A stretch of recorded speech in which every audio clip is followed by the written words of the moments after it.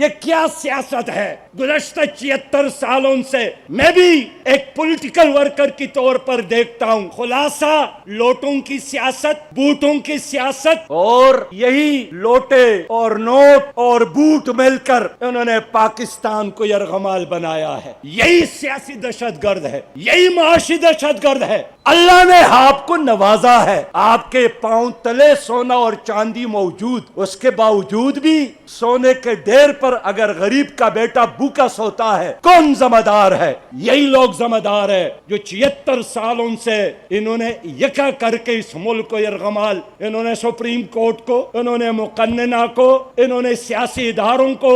مجھے بتائیں ایک شعبہ اگر آپ لوگوں نے ٹھیک کیا ہو، اور مجھے افسوس ہے کہ اس کرپٹ نظام کو سپورٹ کرنے کے لیے ہماری اسٹیبلشمنٹ ہمیشہ موجود ہوتی ہے اور شطرنج کا کھیل کھیل کر کبھی ایک مہرے کو اور کبھی دوسرے مہرے کو ساتھ لاتی ہے۔ میں یقینی طور پر کہنا چاہتا ہوں مضبوط پاکستان کے لیے مضبوط فوج کی ضرورت ہے، لیکن فوج مضبوط اس وقت ہوگی جب وہ سیاست کو چھوڑ دے، اور سیاستدان کرے، عدلیہ کو آزاد کرے، مقننہ کو آزاد کرے۔ میرے پیارے بھائیوں، جماعت اسلامی ایک عوامی تحریک بن چکی ہے، اور صحیح بات ہے میری جماعت نے کی ہے کہ اب لوگوں کے لیے کوئی اور چوائس نہیں ہے۔ جتنا جلد پاکستان کا ووٹر صحیح فیصلہ کرے گا، اتنا جلد پاکستان ناقابل تسخیر پاکستان بنے گا۔ میرے دوستو، میں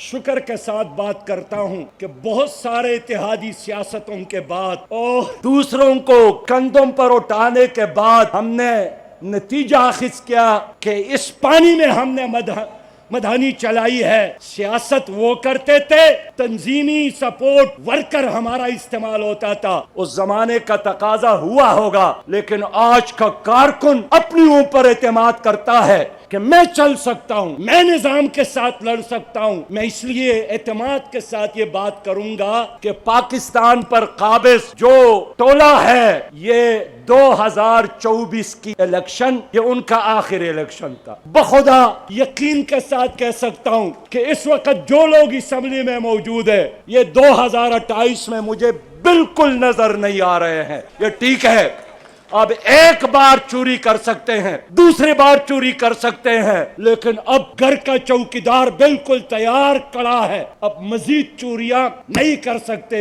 یہ پاکستان عوام کا ہے، اور اب سول سپریمیسی کے علاوہ اور کوئی راستہ مجھے نظر نہیں آتا۔ میرے پیارے بھائیوں، میں اسی پر اکتفا کر کے اجازت چاہوں گا کہ ہمارا یہ کام نہ ایک دن کا ہے، نہ یہ 2 دن کا ہے، یہ مرنے تک، زندگی کے آخری لمحے تک ہم نے اس کام کو جاری رکھنا ہے۔ اور یہ بھی کلیئر کروں، بعض لوگ کامیابی کے پیمانے وہی سمجھتے ہیں جو مغربی میڈیا نے ہمارے ذہن میں ڈالا ہے۔ کامیابی وہی ہے جس کو قرآن نے کامیابی کہا ہے کہ من زحزح عن النار وادخل الجنہ فقد فاز، جو جنت کا مستحق ٹھہرا وہی کامیاب ہوا۔ میں اس لیے یقین کے ساتھ کہہ سکتا ہوں کہ بہت سارے ہمارے ایسے کارکن ہیں جو شاید آئندہ آنے والے انقلاب کا سورج اور اس کے کرنوں کو نہیں دیکھ سکیں گے، لیکن آج اور کل جنہوں نے جدوجہد کی ہے،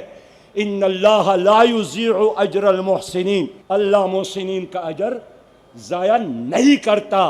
رات کے اندھیروں میں، دن کے روشنی میں، دل کی دھڑکنوں کو بھی وہ جانتا ہے۔ اب انشاءاللہ اس میں مزید بڑھوتری آئے گی، مزید کامیابی ہوگی، مستقبل آپ کا ہے۔